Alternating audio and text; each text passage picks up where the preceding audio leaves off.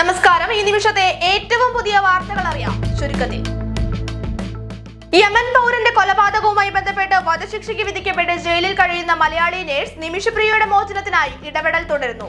2017 Talal Abdu മഗ്ദി എന്ന Yemen പൗരനെ കൊലപ്പെടുത്തിയ കേസിൽ ജൂലൈ 16 നിമിഷപ്രിയയ്ക്ക് വധശിക്ഷ വിധിച്ചിട്ടുള്ളത്. കിം ഹർജി നാളെ പരിഗണിക്കാമെന്ന് സുപ്രീം കോടതി.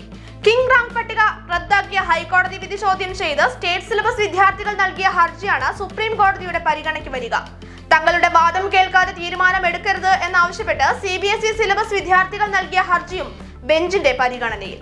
നാളത്തെ കോടതി ഇടപെടൽ നിർണായകം. ശബരിമല ട്രാക്ടർ യാത്രാ വിവാദം. MR അജിത് കുമാർ ഹൈക്കോടതി ഉത്തരവ് ലംഘിച്ചുവെന്ന് സ്പെഷ്യൽ കമ്മീഷണറുടെ റിപ്പോർട്ട്.